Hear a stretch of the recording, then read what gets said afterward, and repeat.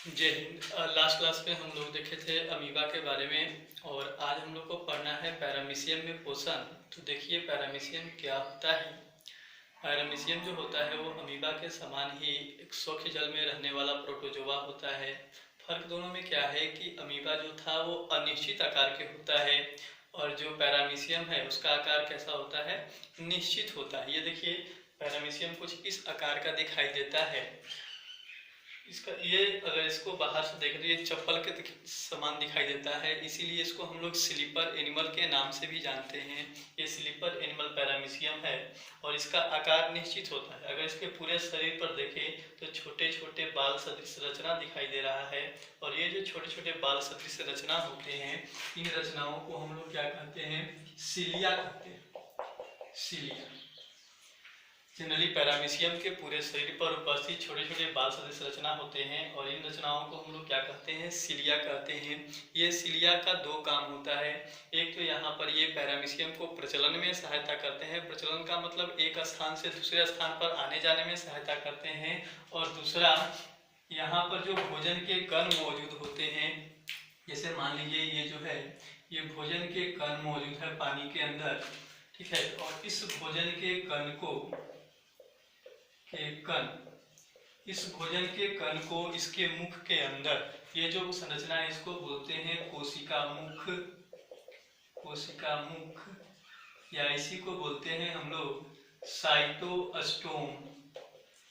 तो ये जो कोशिका मुख है ये साइटोस्टोम है, ये क्या करता है, भोजन ग्रहण करने में सहायता करता है।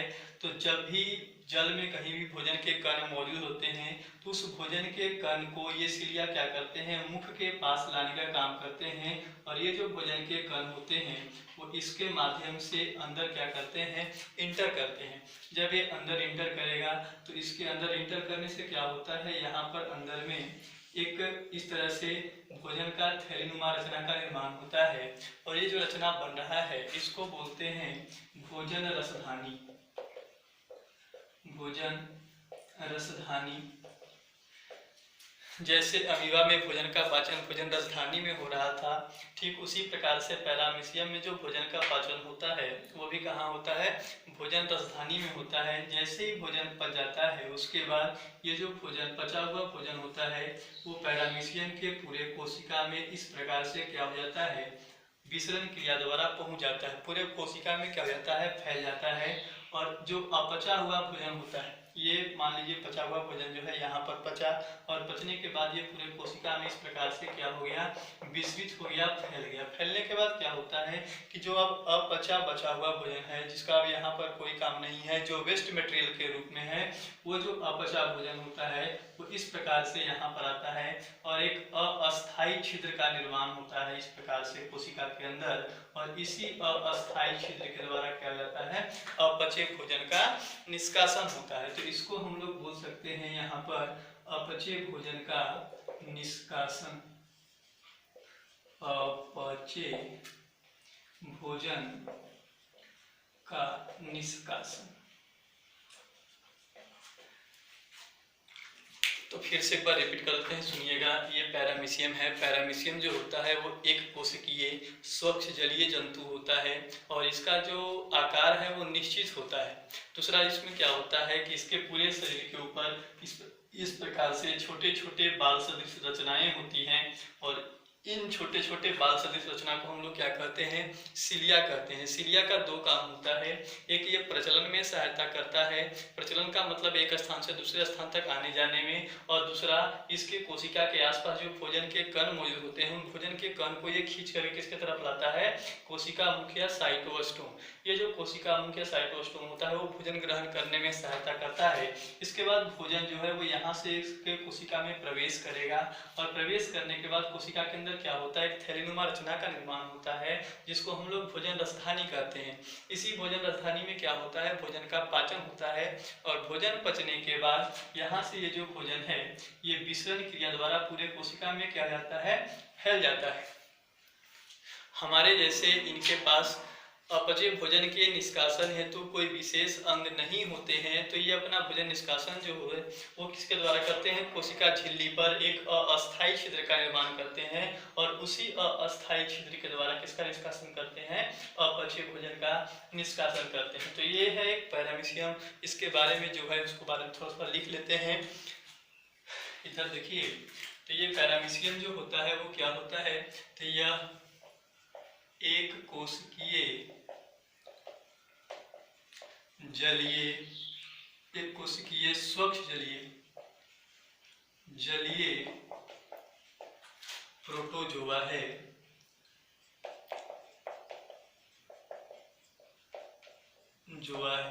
एक कोशिका का बना हुआ और स्वच्छ जल में रहने वाला क्या है, ये प्रोटोजोआ है। इसका शरीर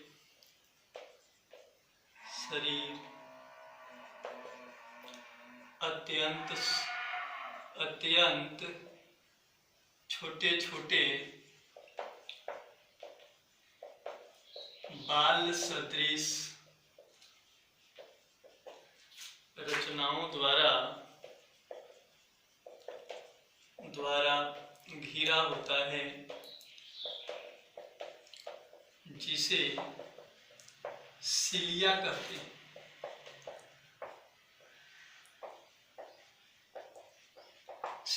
ये छोटे छोटे बाल सदृश रचना आपको दिखाई दे रहे हैं, इसी को हम लोग क्या कहते हैं, सिलिया। और इसका काम क्या होता है, यह प्रचलन में सहायता करता है। इसके बाद नेक्स्ट आता है कि ये भोजन किसके माध्यम से ग्रहण करता है। तो ये भोजन ग्रहण करने के लिए कोशिका मुख या साइटोस्टोम का प्रयोग करता है। नेक्स्ट पॉइंट लिख सकते हैं, पैरामीशियम अपना भोजन कोशिका मुख या साइटोस्टोम, इधर आधा लिख रहे हैं, साइटोस्टोम के द्वारा ग्रहण करता है। ठीक, तो पैरामीशियम अपना भोजन कोशिका मुख या साइटोस्टोम के द्वारा ग्रहण करता है। भोजन ग्रहण करने के बाद जो भोजन का पाचन होता है वो कहाँ पर होता है, भोजन रसधानी में। पैरामीशियम में भोजन का पाचन भोजन रसधानी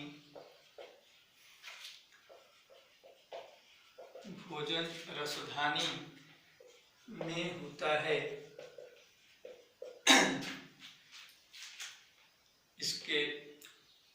इसके बाद अपचय भोजन का निष्कासन कोशिका झिल्ली द्वारा या कोशिका झिल्ली पर बनने वाले अस्थायी छिद्र द्वारा होता है। यह है पैरामीशियम के बारे में। फिर से एक बार रिपीट कर रहे हैं, पैरामीशियम जो होता है वो एक कोशिकीय स्वच्छ जलीय जीव होता है। इसका शरीर जो होता है वो इस अत्यंत छोटे छोटे बाल के समान रचनाओं द्वारा घिरा होता है, जिसे हम लोग क्या कहते हैं, सिलिया कहते हैं। और सिलिया का जो मुख्य काम होता है वो प्रचलन होता है, और साथ में ये भोजन ग्रहण करने में भी सहायता करता है। पैरामीशियम अपना भोजन जो है वो कोशिका मुख या साइटोस्टोम के द्वारा ग्रहण करता है। इसके बाद है कि यहाँ पर जो पाचन होता है भोजन का, वो पैरामीशियम में भोजन रसधानी के अंदर होता है, और इसका जो अपचा भोजन होता है, जो वेस्ट मटेरियल होता है, उसका निष्कासन जो करता है ये पैरामीशियम, वो किसके द्वारा करता है, कोशिका झिल्ली पर बनने वाले एक अस्थायी छिद्र के द्वारा करता है। तो ये इसको आप लोग क्या कर सकते हैं, नोट कर सकते हैं। वीडियो को पॉज कर लीजिए और इसको नोट कर लीजिए, स्टार बना रहिए। एक प्रकार का क्या होता है, संकुचनशील रसधानी होता है। एक चीज यहाँ पर और नोट कर लीजिएगा, पैरामीशियम को हम लोग क्या कहते हैं, स्लीपर एनिमल। ये डायग्राम के नीचे ही नोट करिएगा, स्लीपर जंतु। स्लीपर जंतु क्यों कहते हैं, क्योंकि ये चप्पल के समान दिखाई देता है। वीडियो रोक करके इसको आप नोट करेंगे।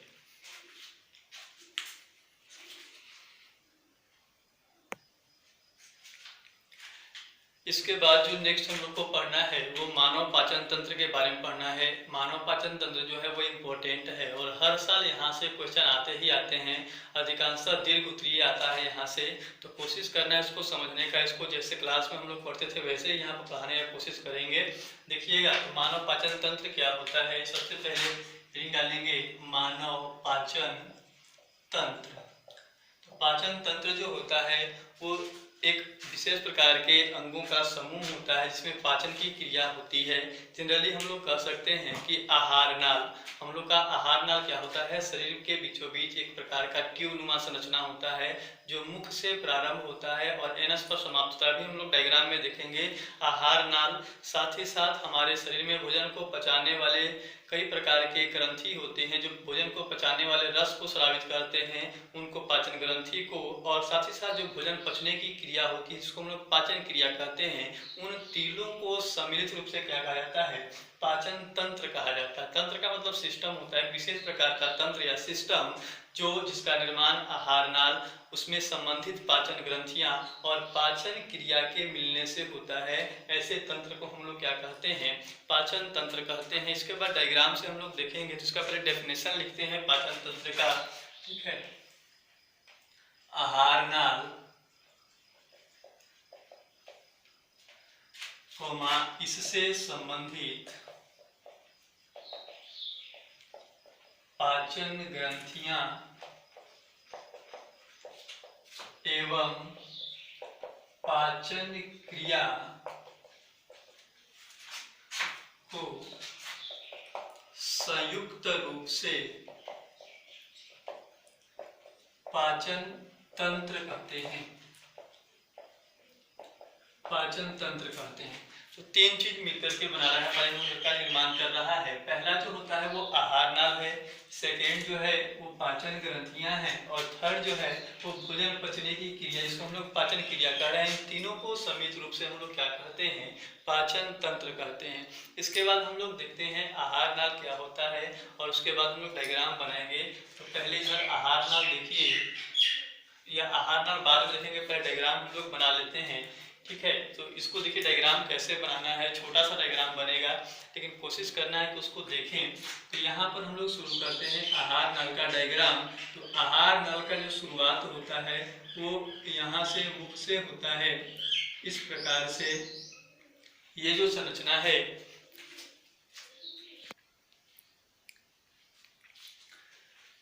तो देखिए ये जो स्ट्रक्चर है वो मानव पाचन तंत्र का है और ये आपकी किताब भारतीय भवन में पेज नंबर 8 में दिया हुआ है। तो वैसे लोग जिनको यहाँ से बनाने में दिक्कत होगा वो पेज नंबर 8 से बना लेंगे, लेकिन नाम जो हम यहाँ पर लिख रहे हैं वही नाम वहाँ पर लिखने का कोशिश करिएगा और इसके लिए इसको आपको लोग देखना है, समझना है। तो पाचन तंत्र का जो शुरुआत होता है वो यहाँ से होता है। सबसे ऊपर अगर बात करें तो ये जो ओपनिंग है, इस ओपनिंग को हम लोग बोलते हैं नासिका छिद्र। नासिका छिद्र कहते हैं। नासिका छिद्र का मतलब होता है नोस्ट्रिल। ये जो ओपनिंग होता है नाक वाला, उस ओपनिंग को हम लोग क्या बोलेंगे, नासिका छिद्र कहते हैं। नासिका छिद्र के पीछे वाला जो पोर्शन होता है जहाँ तक आपका उंगली चला जाता है, उस भाग को हम लोग बोलते हैं नासिका वेश्म। नासिका वेश्म कहते हैं। इसके बाद ये जो नीचे वाला ओपनिंग है, इस नीचे वाले ओपनिंग को हम लोग बोलते हैं मुख गुहा। मुख गुहा कहते हैं। फिर से रिपीट कर रहे हैं, सबसे ऊपर जो होता है वो नासिका छिद्र होता है, नाक वाला ओपनिंग। इसके ठीक बगल में जो होता है पीछे जहाँ तक आपका उंगली चला जाता है उसको बोलते हैं नासिका वेश्म, और ये जो ओपनिंग है इसको हम लोग क्या बोल रहे हैं, मुख गुहा बोल रहे हैं। अब ये यहाँ पर देखिए, इधर से मान लीजिए आप सांस लेते हैं तो हवा जो है वो इधर से आएगा, और अगर आप भोजन ग्रहण करते हैं तो भोजन जो है वो इधर से जाएगा। ठीक, तो सांस लेने वाली हवा और भोजन, इसके बाद यहाँ पर आने के बाद ये एक ही ट्यूब में आकर के खुल रहे थे। ये जो कॉमन पैसेज है, सामान्य पथ होता है हवा और भोजन के लिए, कहाँ, मुख गुहा के ठीक पीछे। ये वाला जो पोर्शन जो सामान्य पथ है इसको हम लोग बोलते हैं ग्रसनी। ग्रसनी बोलते हैं, और अंग्रेजी में फेरिंक्स। तो फेरिंक्स क्या होता है, मुख गुहा के ठीक पीछे स्थित वह स्थान जहाँ पर भोजन और वायु दोनों जब आकर के हैं वो आकर क्या होते हैं, मिलते हैं, उस स्थान को हम लोग क्या बोलेंगे, ग्रसनी या फेरिंक्स बोलते हैं। अब ये जो ग्रसनी होता है वो दो ट्यूब में नीचे की ओर दो जगहों दो ट्यूब में खुलता है। यहाँ पर हम एक ही बनाए हैं, तो इसको चाहे तो यहाँ पर भी दो कर सकते हैं। इसको इस प्रकार से दो ट्यूब में आकर के खुलता है। देखिए इसको कर देते हैं,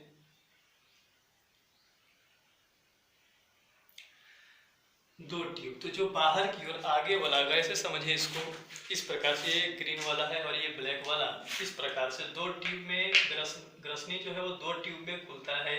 तो जो आगे वाला ये जो ट्यूब होता है आगे की ओर, इस ट्यूब को हम लोग बोलते हैं श्वास नली। और इसके ठीक पीछे जो होता है ये वाला, इसको हम लोग क्या बोलेंगे, ग्रास नली बोलते हैं। तो ये जो भाग है इसको हम लोग बोलते हैं श्वास नली, श्वास नली कहते हैं। और इसके ठीक पीछे वाला ये जो पोर्शन होता है इसको बोलते हैं ग्रास नली। ठीक, अभी जो श्वास नली होता है, श्वास नली के जो ओपनिंग होता है, ये जो छिद्र होता है, अगर हम यहाँ से हवा सांस ले तो श्वास नली यहाँ से जाएगा तो ये छिद्र से होते हुए जाएगा, और भोजन अगर जाए तो इस छिद्र से होते हुए जाएगा। तो ये जो दोनों का छिद्र होता है, ओपनिंग होता है, जो श्वास नली का छिद्र होता है, इसको सुन करके लिखिएगा, फिर बाद में एक थोड़ा सा ज्यादा जटिल हो जाएगा। तो ये श्वास नली का जो छिद्र होता है उसको बोलते हैं ग्लोटिस, ग्लोटिस कहते हैं। कॉपी में बड़ा डायग्राम बनाइएगा तो ये क्लियर हो जाएगा। तो जो श्वास नली का ओपनिंग है, जो श्वास नली का छिद्र है, उसको हम लोग क्या कर रहे हैं, ग्लोटिस कह रहे हैं। और ठीक उसी प्रकार से जो ग्रास नली का जो ओपनिंग होता है, छिद्र होता है, इसको हम लोग क्या कहते हैं, गलेट कहते हैं, गलेट। ठीक, तो यहाँ पर ग्लोटिस और गलेट क्या होता है, श्वास नली जो होता है वो इधर की ओर सबसे आगे की ओर, ये वाला जो ट्यूब होता है इसको श्वास नली, और इसी के ठीक पीछे जो होता है उसको बोलते हैं ग्रास नली, जो श्वास नली होता है। अब हम लोग, ऐसा होता है कि जब हम लोग भोजन ग्रहण करते हैं तो यहाँ से तो भोजन जो है वो श्वास नली में भी जा सकता है और ग्रास नली में भी जा सकता है, लेकिन ऐसा क्यों होता है कि भोजन जो है वो हमेशा ग्रास नली में ही जाता है। तो इसके पीछे कारण है, ये जो श्वास नली होता है इसके ऊपर यहाँ पर एक इस प्रकार से पेशीय संरचना होता है। ठीक है, इस प्रकार से पेशीय संरचना, और ये जो पेशीय संरचना आपको दिखाई दे रहा है इसको बोलते हैं एपिग्लोटिस। इस संरचना को हम लोग क्या कहते हैं, एपिग्लोटिस कहते हैं। यहाँ पर लिख देते हैं, इसको बोलते हैं एपिग्लोटिस। और ये एपिग्लोटिस जो होता है वो इस प्रकार से मौजूद होता है, समझिएगा।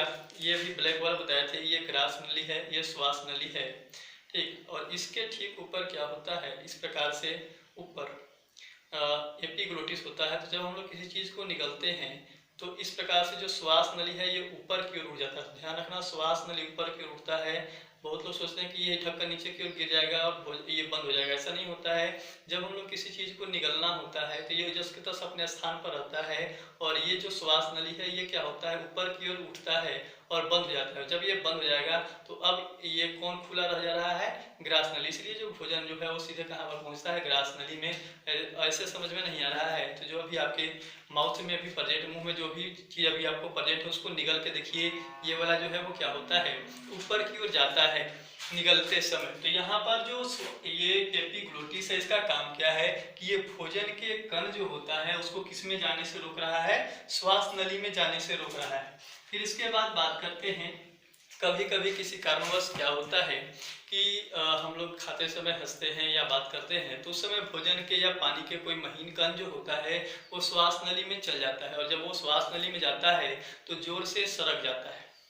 हम लोग कहते हैं कि कोई नाम ले रहा, ऐसा नहीं होता है। जब वो सरकता है तो उसके पीछे कारण होता है कि जो भोजन के कण जो श्वास नली में चले गए हैं उस भोजन के कण को क्या किया जाता है, सरकने के बाद एयर के प्रेशर से बाहर निकाला जाता है। तो वो सरकता है, तो वो सरकता है कब, जब भोजन श्वास नली में जाता है। ठीक है ना कि किसी के नाम लेने से। तो यहाँ पर दो चीज बताए, फिर से एक बार रिपीट कर रहे हैं। जो श्वास नली का ओपनिंग होता है, छिद्र होता है, उसको क्या कहते हैं, ग्लोटिस कहते हैं। जो ग्रास नली का छिद्र होता है उसको क्या कहते हैं, गलेट कहते हैं। श्वास नली जो यहाँ ग्रसनी जो होता है, ग्रसनी से दो ट्यूब बाहर निकलते हैं, जो आगे की ओर होता है उसको श्वास नली कहते हैं, और इसके ठीक पीछे जो होता है वो कौन होता है, ग्रास नली। श्वास नली के ऊपर एक पेशीय रचना होता है, जिसको हम लोग एपिग्लोटिस कहते हैं। और ये जो एपिग्लोटिस होता है वो भोजन को किसमें जाने से रोकता है, श्वास नली में जाने से रोकता है। अब इसके ठीक नीचे चलते हैं तो ये हुआ ग्रास नली, पूरा का पूरा ट्यूब। ग्रास नली हम लोग किसको बोलेंगे, तो यह एक पेशीय संरचना होता है जो ग्रसनी को किससे जोड़ रहा है, अमाशय को। अब ये जो पूरा का पूरा थैली नुमा रचना आपको दिखाई दे रहा है, इस थैली नुमा रचना को हम लोग क्या कहते हैं, अमाशय कहते हैं। अमाशय, ये अमाशय होता है, पेट होता है जहाँ पर वास्तव में भोजन का क्या होता है, पाचन। ये अमाशय है। और अमाशय जो होता है इसको मुख्य रूप से 3 भागों में बांटा गया है। इसका जो पहला भाग होता है उसको बोलते हैं कार्डियाक, कार्डियाक बोलते हैं। जो नेक्स्ट भाग होता है, सेकेंड भाग, उसको बोलते हैं फुंडिक। और थर्ड जो भाग होता है उसको बोलते हैं पाइलोरिक। अमाशय जो होते हैं उसके कितने भाग होते हैं, 3 भाग, कार्डियाक, फुंडिक और पाइलोरिक। अब समझिएगा कार्डियाक, फुंडिक और पाइलोरिक क्या होते हैं। देखिए ग्रास नली जो है वो अमाशय के इस भाग में आकर के खुल रहा है, तो अमाशय का वह भाग जहां पर ग्रास नली आकर के खुलता है उस भाग को हम लोग क्या कहेंगे, कार्डियाक कहेंगे। अमाशय का वह भाग जहां पर ग्रास नली आकर के खुलता है उसको हम लोग बोलते हैं कार्डियाक। और यहाँ से अगर देखें तो ये छोटी आंत बाहर निकल रहा है अमाशय से, तो अमाशय का वह भाग जहां से छोटी आंत बाहर निकलता है, ये वाला रीजन, तो इस रीजन को हम लोग क्या कहेंगे, पाइलोरिक कहेंगे। 2 हो गया। जहां अमाशय का वह भाग जहां पर ग्रास नली आकर के खुल रहा है उसको कार्डियाक कह रहे हैं, और अमाशय का वह भाग जहां से छोटी आंत बाहर निकल रहा है उसको पाइलोरिक बोल रहे हैं। अब ये और इस भाग के बीच में ये जो पूरा पोर्शन है, कहने का मतलब कार्डियाक और पाइलोरिक के बीच स्थित जो अमाशय का भाग होता है उसको हम लोग क्या कहेंगे, फुंडिक कहेंगे। और भोजन का पाचक कहाँ होता है, फुंडिक में ही होता है। आगे बढ़ते हैं। ये अगर डायग्राम को देखें तो इसके ऊपर एक ये पट्टी नुमा संरचना आपको दिखाई दे रहा है, और ये जो पट्टी नुमा संरचना होता है इसको हम लोग डायाफ्राम कहते हैं, डायफ्राम कहते हैं। और ये जो डायफ्राम होता है वो हमारे शरीर को 2 भागों में बांटता है। ये पेशीय प्लेट के नुमा संरचना होता है जो यहाँ पर बीचे बीच मौजूद होता है। इसके ऊपर वाला जो पोर्शन होता है उसको वक्ष गुहा कहते हैं, और इसके नीचे वाले पोर्शन को उदर गुहा, उदर का मतलब पेट होता है। तो डायफ्राम हमारे शरीर को कितने भागों में डिवाइड करता है, 2 भागों में। डायफ्राम के ऊपर वाले भाग को हम लोग बोलेंगे, क्या बोलेंगे, वक्ष गुहा कहेंगे, और डायफ्राम के नीचे वाले भाग को हम लोग बोलते हैं उदर गुहा। तो ये अमाशय जो होता है वो डायफ्राम के ठीक क्या होता है, नीचे मौजूद होता है। अब अगर आप हमको देखें तो हमारा ये जो साइड है वो कौन सा साइड है, बायां साइड, और ये है दायां साइड। तो अगर आपसे पूछे कि अमाशय जो होता है वो शरीर के बाएं साइड में मौजूद होता है कि दाएं साइड में, तो वो शरीर के कौन से साइड में मौजूद होता है, बाएं साइड में मौजूद होता है। ध्यान रखना, एनाटॉमी जो हम लोग पढ़ते हैं वो दूसरे के शरीर पर पढ़ते हैं, आपको अपने शरीर पर नहीं देखना। अगर आप हमको देखें तो आपने अभी देखिएगा तो लगेगा कि दाएं, लेकिन सब में क्या होता है कि जो अमाशय होता है वो शरीर के कौन से साइड होता है, बाएं साइड होता है। अगर आप ऐसे देखिएगा तो आपको लगेगा कि ये तो दाहिने साइड है, लेकिन ऐसा नहीं है। ठीक है, ये कौन से साइड होता है, बाएं साइड होता है। इसके ठीक बगल में, इसके ठीक बगल में ये जो आपको त्रिभुजाकार रचना दिखाई दे रहा है, इस त्रिभुजाकार रचना को हम लोग क्या बोलते हैं, यकृत कहते हैं, लीवर, यकृत, और जनरल भाषा में कलेजी। ठीक है, ये यकृत है और ये अमाशय। इसके बाद देखिए तो अमाशय के ठीक नीचे ये आपको पतियों जैसा संरचना दिखाई दे रहा होगा, और ये जो पतियों जैसा संरचना जो अमाशय के ठीक नीचे मौजूद होता है, इस संरचना को बोलते हैं हम लोग अग्नाशय, अग्नाशय बोलते हैं। सबका काम हम लोग आगे पढ़ेंगे, पहले स्ट्रक्चर देख लीजिए। अब ये यकृत था, तो यकृत के नीचे ये आपको गोल थैलीनुमा रचना दिखाई दे रहा है, और इस गोल थैलीनुमा रचना को हम लोग बोलते हैं पित्ताशय, पित्ताशय कहते हैं। पित्ताशय से यहाँ पर ये जो एक नली नुमा संरचना निकल रहा है इसको बोलते हैं हम लोग मूल पित्त वाहिनी, मूल पित्त वाहिनी। और ये जो मूल पित्त वाहिनी है वो यहाँ से जो पाचक रस होता है इसको हम लोग पित्त रस कहते हैं, उसको जाकर के कहाँ पर खुल रहा है, ये देखिए पीछे से जाकर के कहाँ पर खुल रहा है, अग्नाशय के अंदर खुल रहा है। अब इसके बाद देखिए ये था अमाशय, और अमाशय से ये नली निकल रहा है पतला सा, और ये जो नली बाहर की ओर निकल रहा है ये है छोटी आंत। छोटी आंत जो होता है वो अमाशय से शुरू होता है और इस प्रकार से चलते हुए आता है और यहाँ पर समाप्त होता है। यहाँ से यहाँ तक के जो पूरा भाग है उसको हम लोग क्या कर रहे हैं, छोटी आंत कह रहे हैं। और छोटी आंत को मुख्य रूप से 3 भागों में बांटा गया है। ये जो पहला भाग आपको यहाँ पर दिखाई देता है, इस भाग को हम लोग बोलते हैं ग्रहणी, ग्रहणी कहते हैं। इसके बाद छोटी आंत का जो सबसे कुंडलित भाग होता है, जो बीच में प्रेजेंट होता है, जो काफी कुंडलित होता है, उस भाग को हम लोग बोलते हैं जैजुनम। जैजुनम। और छोटी आंत का जो अंतिम भाग होता है, जो बड़ी आंत से आकर के जुड़ रहा है, इस भाग को हम लोग बोलते हैं इलियम। इलियम। छोटी आंत के मुख्य रूप से कितने भाग हुए? 3 भाग। छोटी आंत का शुरुआत कहाँ से होता है? अमाशय से, ठीक है ना। और छोटी आंत के 3 भाग होते हैं। छोटी आंत का वह भाग जो अमाशय से बाहर निकलता है उसको क्या कह रहे हैं? ग्रहणी कह रहे हैं। छोटी आंत का वह भाग जो कुंडलित होता है, जो सबसे बड़ा और सबसे ज्यादा कुंडलित होता है, जो बीच में प्रेजेंट होता है, उसको हम लोग जैजुनम कहेंगे। और छोटी आंत का जो आखिरी भाग होता है उसको इलियम कहते हैं। और इन तीनों को हम लोग सम्मिलित रूप से क्या कह रहे हैं? छोटी आंत कह रहे हैं, स्मॉल इंटेस्टाइन। अब ध्यान रखना, ये देखने में बड़ा लग रहा है फिर भी इसको छोटी कह रहे हैं, और ये देखने में छोटा है फिर भी इसको बड़ी आंत कहते हैं। इसके पीछे कारण है इनका जो रेडियस होता है, जो फैलाव होता है, तो छोटी आंत काफी पतला होता है, इसीलिए उसको हम लोग क्या बोलते हैं? छोटी आंत बोलते हैं। और जो बड़ा आंत होता है वो लेंथ में छोटा होता है, लेकिन उसका मोटाई क्या होता है? काफी ज्यादा होता है, इसीलिए उसको हम लोग क्या कहेंगे? बड़ी आंत कहेंगे। तो अब यहाँ से ये छोटी आंत समाप्त हो रहा है और यहाँ से कौन शुरू हो रहा है? बड़ी आंत शुरू हो रहा है। बड़ी आंत में भी ये पहला जो भाग होता है जहाँ पर छोटी आंत समाप्त होता है, इसको बोलते हैं हम लोग सिक्कम। सिक्कम कहते हैं, या इसी को बोलते हैं अंधनाल। देखिए वो याद रखिएगा, सिक्कम ही, ठीक है। तो सिक्कम से जो धागानुमा संरचना आपको लटका हुआ दिखाई दे रहा है, और ये जो धागानुमा संरचना होता है इसको अपेंडिक्स कहते हैं। अपेंडिक्स बहुत लोग जानते होंगे। अपेंडिक्स जो होता है वो दाहिने साइड में होता है, और वो बड़ी आंत से छोटा सा धागानुमा संरचना जो लटका हुआ होता है उसी को हम लोग क्या बोलते हैं? अपेंडिक्स कहते हैं। और अपेंडिक्स के ठीक ऊपर कौन होता है? बड़ी आंत का भाग होता है, जिसको हम लोग सिक्कम कह रहे हैं। अब ये जो सिक्कम होता है ये आगे की ओर एक नलीनुमा संरचना में खुलता है, और ये जो पूरा नलीनुमा संरचना आपको दिखाई दे रहा है इसको हम लोग बोलते हैं कोलन। कोलन कहते हैं। और कोलन को 3 भागों में बांटा जाता है। इधर से ये ऊपर की ओर इसको एसेंडिंग कोलन बोलते हैं, बढ़ते क्रम में एसेंडिंग कोलन बोलेंगे। इस इधर से ये फ्लैट हो गया, इसको हम लोग ट्रांसवर्स कोलन कहते हैं। और ये नीचे की ओर आ रहा है इसको हम लोग क्या बोलते हैं? डिसेंडिंग कोलन बोलते हैं। तो उसको नहीं याद रखना है, सिर्फ इसको याद रखना है ये जो पूरा पोर्शन होता है सिक्कम के बाद से यहाँ तक, इस पूरे रीजन को हम लोग क्या बोल रहे हैं? कोलन कहते हैं। इसको कोलन कहते हैं।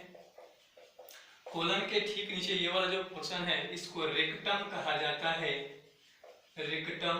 और जो ये छोटा सा छेद जैसा दिखाई दे रहा है इसको हम लोग एनस कहते हैं, एनस कहते हैं। तो ये जो पूरा है डायग्राम ये हमारा डाइजेस्टिव सिस्टम का है।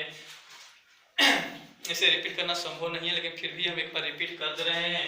डाइजेस्टिव सिस्टम का जो पाचन तंत्र जो होता है वो क्या होता है? आहार नाल, और इससे संबंधित पाचन ग्रंथियां एवं पाचन क्रिया को संयुक्त, पाचन क्रिया जो होता है उसको संयुक्त रूप से हम लोग क्या कहते हैं? पाचन तंत्र कहते हैं। तो पाचन तंत्र में सबसे पहला आता है आहार नाल। तो आहार नाल जो होता है अब यहाँ से क्लियर हो जाएगा। ये देखिए मुख गुहा है, और यहाँ से ये जो ट्यूब नुमा संरचना है वो चल रहा है इस प्रकार से, और ये ट्यूब नुमा संरचना जो है घूमते घूमते यहाँ पर समाप्त हो रहा है। तो आहार नल क्या है? एक पेशीय नली के समान रचना होता है, जो कहाँ से प्रारंभ होता है? मुख गुहा से प्रारंभ होता है, और समाप्त कहाँ पर हो रहा है? एनस पर समाप्त हो रहा है, ठीक है ना। उसको हम लोग आहार नल कहेंगे। अब इसके बाद आ रहा है कि आहार नल का जो शुरुआत होता है वो मुख गुहा से होता है। मुख गुहा के ठीक पीछे वाले भाग को हम लोग क्या कह रहे हैं? ग्रसनी या फेरिंक्स कह रहे हैं। ये भोजन एवं हवा के लिए समान मार्ग होता है। अब ग्रसनी जो है वो नीचे की ओर 2 ट्यूब में खुलता है। जो आगे की ओर ट्यूब होता है उसको श्वास नली कहते हैं, और जो पीछे की ओर जो ट्यूब होता है उसको हम लोग क्या कहते हैं? ग्रास नली कहते हैं। अब यहाँ पर जो श्वास नली का ओपनिंग होता है, जो श्वास नली का छिद्र होता है वो ग्लोटिस कहलाता है, और ग्रास नली के छिद्र को हम लोग क्या कहते हैं? गलेट कहते हैं। अब ये जो ग्लोटिस होता है इसके ऊपर एक पेशीय रचना होता है, अभी समझाए थे इस प्रकार से पेशीय रचना होता है जो भोजन को श्वास नली में जाने से रुकता है, और वो पेशीय रचना क्या कहलाता है? एपीग्लोटिस कहलाता है। इसके बाद आता है कि ये ग्रास नली है पूरा का पूरा, तो नीचे की ओर जा रहा है और एक बैगनुमा संरचना में खुल रहा है। और ये जो बैगनुमा संरचना होता है इसको हम लोग क्या कहते हैं? अमाशय कहते हैं। अमाशय के मुख्य रूप से 3 भाग, वह अमाशय का वह भाग जहाँ पर ग्रास नली आकर के खुल रहा है उसको हम लोग कार्डियाक बोलेंगे। अमाशय का वह भाग जहाँ से छोटी आंत बाहर निकल रहा है उसको पाइलोरिक बोलेंगे। और अमाशय कार्डियाक और पाइलोरिक के बीच वाला जो भाग होता है, जो कार्डियाक और पाइलोरिक के बीच में मौजूद होता है, उसको हम लोग फुंडिक कहते हैं। इसके बाद आता है इसके ठीक बगल में ये जो त्रिभुजाकार रचना दिखाई दे रहा है, इसको हम लोग बोलते हैं यकृत, लिवर। और इसी के आधार तल पर एक छोटा सा गोलाकार संरचना होता है जिसको हम लोग पित्ताशय बोलते हैं। यहाँ से जो निकलने वाला, पित्ताशय से और यकृत से निकलने वाला जो नली होता है, उस नली को हम लोग मूल पित्तवाहिनी कहते हैं। और ये जो पित्तवाहिनी होता है वो कहाँ खुलता है? आकर के अग्नाशय में। ठीक, तो अग्नाशय क्या है? तो अमाशय के ठीक नीचे स्थित पतियों जैसी संरचना को हम लोग क्या कह रहे हैं? अग्नाशय कह रहे हैं। अब इसके बाद देखिए, ये जो भाग है, ये अमाशय, ये यकृत, इसके ऊपर एक प्लेट नुमा संरचना आपको दिखाई दे रहा है। और ये प्लेट नुमा संरचना जो होता है इसको हम लोग डायफ्राम बोलते हैं। डायफ्राम जो होता है वो हमारे शरीर को कितने भागों में डिवाइड करता है? 2 भागों में। डायफ्राम के ऊपर वाला भाग जो होता है, जहाँ पर हम लोग का फेफड़ा सब प्रेजेंट होता है, उसको हम लोग वक्ष गुहा कहते हैं। और डायफ्राम के ठीक नीचे वाला जो भाग है उसको हम लोग क्या कहते हैं? वक्ष गुहा के नीचे वाला जो भाग होता है उसको उदर गुहा कहते हैं। अब देखिए, ये अमाशय से निकलने वाले जो पतला ट्यूब है, ये पतला ट्यूब जो होता है इसको हम लोग छोटी आंत कहते हैं। और छोटी आंत के मुख्य रूप से कितने भाग होते हैं? 3 भाग। छोटी आंत का वह भाग जो अमाशय से जुड़ा हुआ होता है उसको ग्रहणी कहेंगे। छोटी आंत का जो अत्यंत कुंडलित भाग जो बीच में प्रेजेंट होता है उसको हम लोग क्या बोलेंगे? जैजुनम कहेंगे, ये इंग्लिश वर्ड है। और छोटी आंत का वह भाग जो बड़ी आंत से आकर के जुड़ता है उसको हम लोग क्या कहते हैं? इलियम कहते हैं। तो ग्रहणी, जैजुनम और इलियम तीनों के तीनों मिलकर किसका निर्माण करते हैं? छोटी आंत का निर्माण करते हैं। इसके बाद छोटी आंत जो होता है वो बड़ी आंत में आकर के जुड़ता है। और बड़ी आंत के जिस भाग से आकर के जुड़ता है उसको हम लोग क्या कहते हैं? सीकम कहते हैं। सीकम से नीचे एक धागेनुमा संरचना जुड़ा हुआ होता है, लटका हुआ होता है, और उसको हम लोग अपेंडिक्स कहते हैं। इसके बाद ये पूरा का पूरा रीजन जो है बड़ा सा ट्यूबनुमा, इसको हम लोग कोलोन कहते हैं। कोलोन को 3 भागों में बांटा जाता है। ये ऊपर की ओर यहाँ से भोजन गमन करता है, इसलिए इसको हम लोग असेंडिंग बोलते हैं।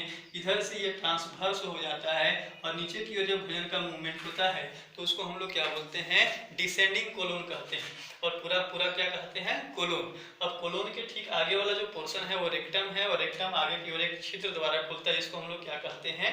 एनस कहते हैं। तो मुख्य गुहा से लेकर के एनस तक का ये जो ट्यूबनुमा संरचना होता है, इसी संरचना को हम लोग क्या कहते हैं? आहार नाल कहते हैं। वैसे लोग जिनको ये डायग्राम समझ में आ रहा होगा वो क्या करिएगा, इस डायग्राम में दिया हुआ जितना भी नाम है उसको नोट करिएगा। अगर डायग्राम आपको क्लियर पता चल रहा होगा तो यही डायग्राम बनाने का कोशिश करिएगा। और अगर मालूम नहीं चल रहा होगा तो आपको बता दिए, ये पेज नंबर 8 में दिया हुआ है, लेकिन नाम जो है वो कोशिश करिएगा यहीं से लिखें।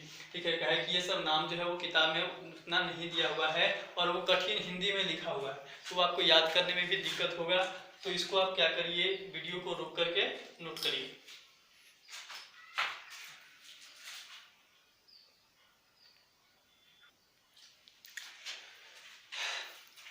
चलिए, बनाने के बाद अब हम लोग क्या करते हैं, बहुत लोग इसको सोचेंगे कि बाद में बना लेंगे, बाद में नहीं, बनाइए लेना है।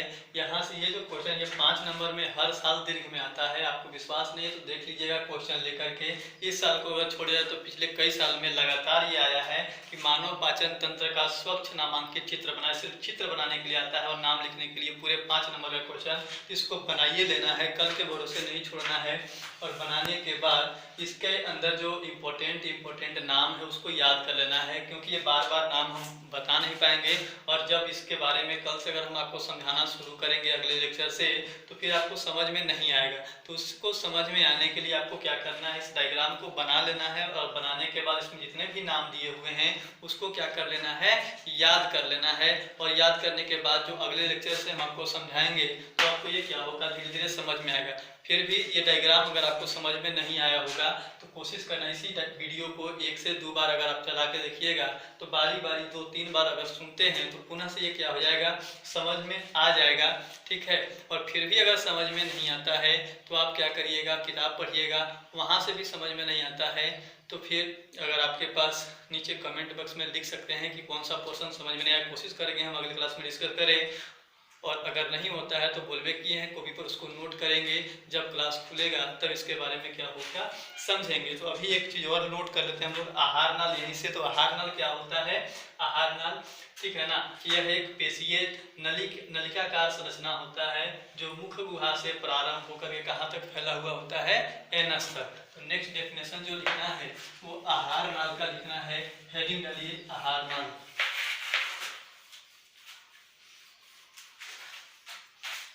आहार नाल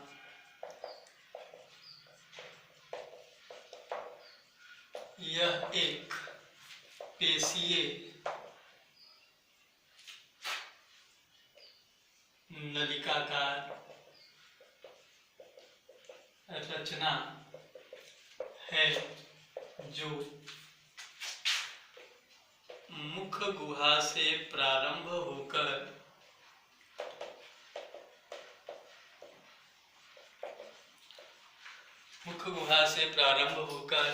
एनस